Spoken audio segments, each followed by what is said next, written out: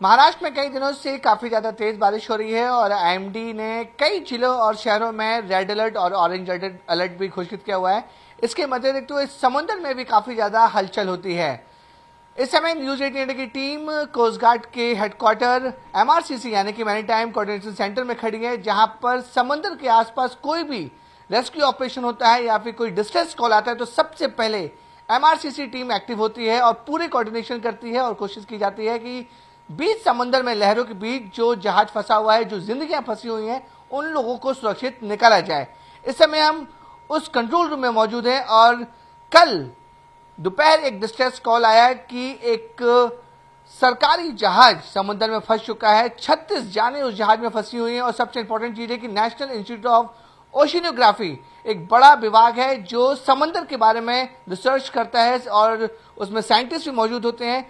तो उस जहाज में तकरीबन 36 लोग थे, सभी के सभी सरकारी एम्प्लॉय थे। उसमें 8 बड़े साइंटिस्ट मौजूद थे।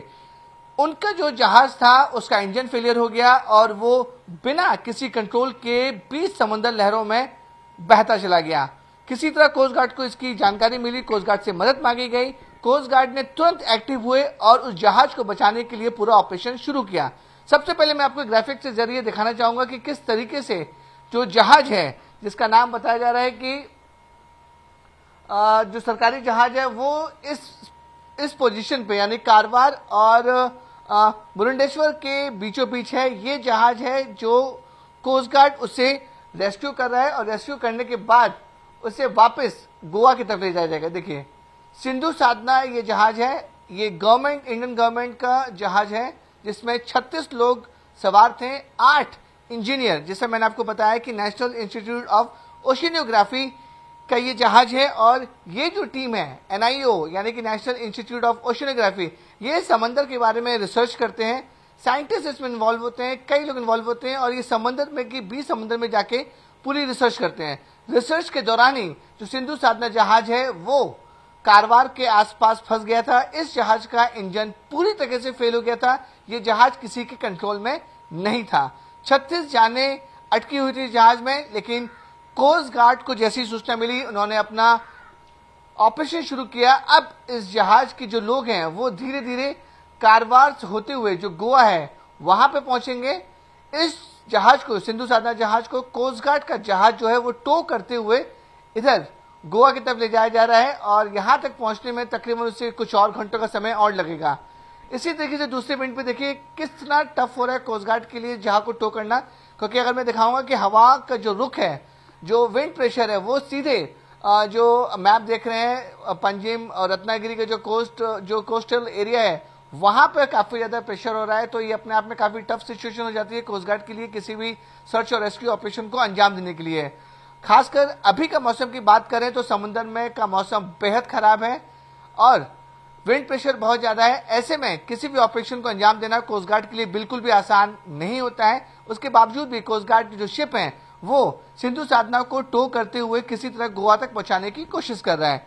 और ज्यादा जानकारी के लिए कि कोस्ट गार्ड को ये इन्फॉर्मेशन कैसे मिली, कितने लोग रेस्क्यू ऑपरेशन में इन्वॉल्व है, इस समय हमारे साथ कोस्ट गार्ड के आईजी अरुण सर, उनसे बात करते हैं। सर, आपको जानना चाहिए किस तरीके का सर ये ऑपरेशन हुआ, कब आपको पता चला, कितने लोग इसमें अटके हुए थे?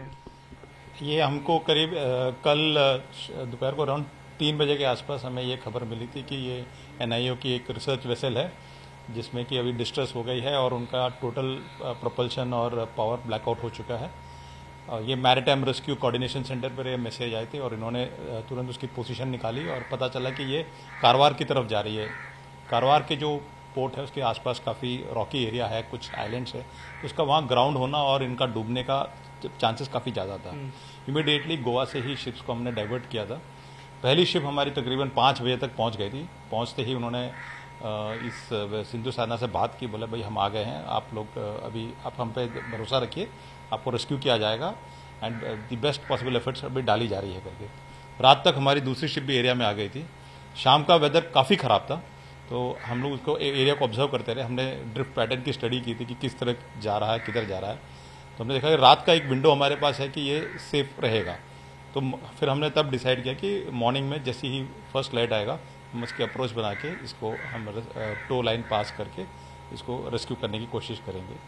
हमने एक एयरक्राफ्ट गोवा में स्टैंड बाय रखा कि अगर लास्ट डिच एफर्ट हो जाए तो लाइफ रेस्क्यू करने के लिए एयरक्राफ्ट लॉन्च करेंगे। एंड गोवा हमारा एक सेंटर एक्टिव था इस पर। बॉम्बे में ये MRCC यहाँ हम खड़े हैं और हमारी ऑप्स रूम टीम सब क्लोज कर दी। 2 शिप थे, सी काफ़ी रफ था, मतलब हमारे शिपों को लिए भी सेल करना जाना, बट ये हमारा काम है रेस्क्यू करना। तो हमारे शिप्स अभी एरिया में अभी भी कंटिन्यूसली है। आप सैटेलाइट पिक्चर भी देख सकते हैं, काफ़ी रफ है अभी सी। एंड डिप्रेशन एक फॉर्म हुआ है, वो जा रही है इनबाउंड। तो ये सिचुएशन अभी खड़ी है, हम अभी भी ऑब्जर्व कर रहे हैं। टोइंग स्टार्ट हो चुकी है, हमारी उम्मीद है कि आज रात या कल सुबह तक ये गोवा पहुंच जाएगी। अनुज सर, इस स्क्रीन पे समझना चाहेंगे कि सिंधु साधना कहाँ फंसा था, किस तरीके के आपके शिप कहाँ से निकली, फिर वो कहाँ पहुंच जाने वाला है? अगर आप इस स्क्रीन पर देखेंगे आप लोग, अगर आप कारवार की तरफ ध्यान दीजिएगा, कारवार ये है, ये कारवार है जी। करीब 3 बजे के आसपास सिंधु साधना करीब इधर इस तरह होगा, 20 माइल कारवार से दूर। ओके, ये लोकेशन रहेगी, ये लोकेशन। एंड वहां से वो नीचे की तरफ ड्रिफ्ट स्टार्ट हुआ। पहले लैंड की तरफ जा रही थी, कारवार क्लोज हो चुका था, देन शाम के बाद ड्रिफ्ट नीचे की तरफ हो गई थी। मतलब ये जहाँ पे ये जहाज है उसके नीचे की तरफ और नीचे थी, हाँ। ये तभी काफी टो करके ऊपर आ गई है। तो अभी तक यहाँ से अगर आप देखेंगे तो कारवार करीब अभी 15-14 माइल के आसपास होगा। कल 20 माइल तक हमने सुबह जब लाइन खींचा तो ड्रिफ्ट हो चुकी थी। एंड जब नीचे की तरफ जा रही है, मुर्देश्वर के आगे कुछ आइलैंड्स भी आएंगे, तो और नीचे जाती तो और डेंजरस होता। तो हम इसको लकीली टच कर लिए, we got picked up. And हम अभी पहले close to Karwar will head for Goa. Goa में क्या है कि facilities rescue repairs and rescue की अच्छी रहेगी, और NIO जो है वो गोवा बेस्ड है। ओके, अनुज आपसे समझना चाहेंगे कि ये जहाज मतलब टोटली आउट ऑफ कंट्रोल था, कंट्रोल में था, मैसेज क्या मिला आप लोग को? टोटली आउट ऑफ कंट्रोल था, no engines, no power supply, nothing is available. उसके पास एक छोटी सी इमरजेंसी जनरेटर थी जिससे कि वो ये डिस्ट्रेस मैसेज कन्वे कर पाया था। एंड जो उनकी क्रू थी, जो उनका साइंटिस्ट, हमारे सीनियर साइंटिस्ट जो उसमें थे, वो काफ़ी पैनिक थे, उन्होंने सारी उम्मीदें छोड़ रखी थी। तो हम पहुंचे तो हमने बोला कि नहीं, आप हम देख रहे हैं, हम वेदर मॉनिटर कर रहे हैं, हम आपको देख रहे हैं, आप रहिए शिप में, कुछ नहीं होगा, एंड कुछ भी हो तो हमारे एफर्ट्स आपको रेस्क्यू कर ही लेंगे। तो उसके बाद वो रात भर हम उनको बात करके ना कंटिन्यूसली उनको साइकोलॉजिकली मोटिवेट करते रहे। एंड मॉर्निंग में हमने टो ले ली, टो लाइन जब पास किया, अभी वो काम है, they are now all comfortable right now. And हमें उम्मीद है कि वो ऐसे ही मेंटेन रहे एंड हमें एक छोटा सा विंडो भी मिल जाए ताकि हम स्पीड बढ़ा के गोवा पहुंच सकें। सर, क्यों पैनिक हो गए थे? मतलब उनको क्या लग रहा था कि बचना मुश्किल है, कोस्ट गार्ड इतनी वेदर टफ वेदर सिचुएशन में आ पाएगा, नहीं आ पाएगा, शिप का कोई कंट्रोल नहीं है, रॉकी एरिया है, वहां से टकरा भी सकता था। उनको ये एक तो आपको पहले समझना चाहिए कि समुद्र में जब सी रफ हो जाता है तो बहुत बुरी तरह से रोलिंग और पिचिंग होती है। हम खड़े भी नहीं हो सकते, सामान गिर रहा होगा आपके ऊपर, शिप के जो लगे हुए सामान होते हैं। इस कंडीशन में हुआ है, एक समझ लीजिए कि बहुत ही बड़ा भूकंप, उसमें आप आदमी अगर शोर में भी, अगर लैंड में भी भूकंप आ जाए तो पैनिक मत जाए। ये तो कंटिन्यूस चल रहा है, तो उनका पहला पैनिक तो वही रहा होगा कि ये हम बच पाएंगे, हम गिर जाएंगे, पानी में डूब जाएंगे। एंड ग्राउंडिंग हो गई तो सिंकिंग के बहुत चांसेस है, टूटने का चांसेस है। तो ये उनका पैनिक उनके मन में है। ये सारे सीमेन भी हैं, उनको इतना तो एक्सपीरियंस भी रहा होगा, तो इसलिए पैनिक रही कि हमको बचना मुश्किल है, सी बहुत ख़राब हो चुकी है। और रिसर्च वेसल है, वेदर अपडेट उनको भी मिल रहा है, तो वो देख ही रहे कि वेदर ख़राब है। उनको उम्मीद नहीं थी कि कोई शिप आएगा रेस्क्यू के लिए। तो जब हम आए, हमने बोला नहीं, हम हैं, आपके साथ हैं और आपके साथ कंटिन्यूसली रहेंगे एंड हमारी पूरी एफर्ट रहेगी इसको रेस्क्यू करने की। तो वो उसके बाद वो शांत होगा, ठीक है, उम्मीद आ गई, कोस्ट गार्ड आ गया करके। ओके, अनुज सर, देखा जाता है कि जब डे लाइट में जब मैसेज मिला था तो आप लोग के साथ पहुंच रहे थे, आपने बताया कि जो शिप था, रिसर्च वेसल था, सब कंट्रोल फेल हो चुका था। रात में सिचुएशन बिल्कुल अपोजिट होता तो और भी टफ हो जाता, ऐसे सिचुएशन में आप लोगों ने क्या किया?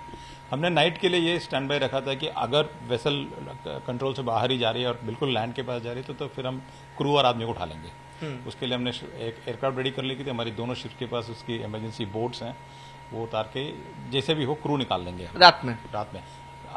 हमारा जो पहला मकसद ये रहा, बिकॉज ये कोई नॉर्मल वेसल नहीं, ये एक इंपॉर्टेंट रिसर्च वेसल है। इसमें नॉट ओनली शिप का है, उसके अंदर रिसर्च इक्विपमेंट्स भी काफ़ी महंगी लगी है, हो सकता है रिसर्च डाटा भी बहुत सालों का जमा होगा उस पर।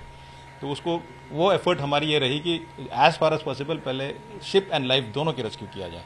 इसलिए नाइट भर का हम इसलिए इस ऑप्शन को रखते हुए नाइट भर उनको मॉनिटर करते रहे और ये बोलते रहे कि अभी तक आपका वेसल का जो ड्रिफ्ट है हमारे पास दे रहा है कि सुबह तक हम आपको रेस्क्यू कर लेंगे। ओके सर, जब आप उनको कंटिन्यू बात कर रहे थे तो आप बहुत पैनिक में थे वो लोग, कब उनको लगा कि बहुत अब वो लोग सेफ हैं, आप लोग सही टाइम से पहुंच जाओगे, और कितने पैनिक में थे वो लोग?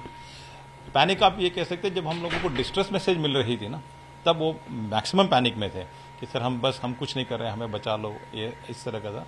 उसके बाद हमारी शिप की प्रेजेंस दिखी, एक दिखी, दो दिखी, साथ चल रहे हैं, हम भी रोल हो रहे हैं, लेकिन हम खड़े हैं आप उनके साथ, हमारा भी तो शिप उसी वेदर पे खड़ा है, तो हम खड़े हैं उनके साथ। हम बोले देखो हम खड़े हैं, आप चिंता करिए, हम आपका रेस्क्यू करने के लिए आए हैं, हम जाएंगे नहीं, यहाँ पे खड़े रहेंगे।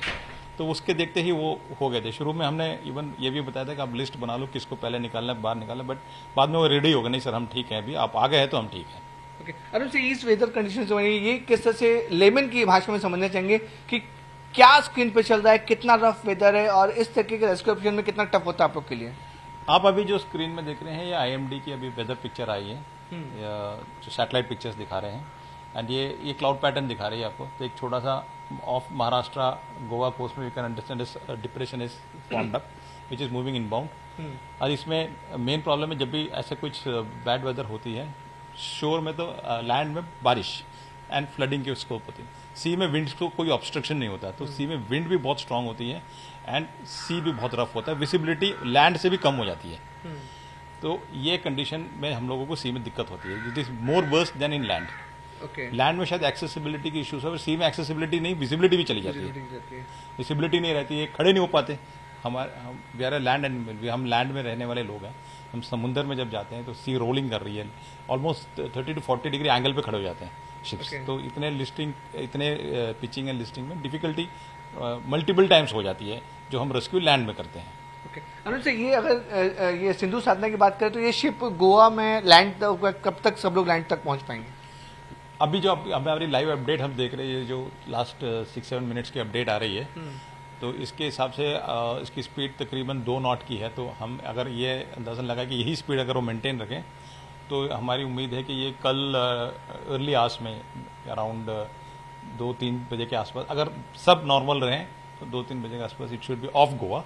फिर गोवा के टक्स के असिस्टेंस उसको अंदर लेंगे। ओके सर, क्या कोस्ट गार्ड की टीम सिंधु साधना में मौजूद है कि सिर्फ टो कर रहे हैं आप लोग? आपको लोग की टीम अंदर पहुंची है कोई?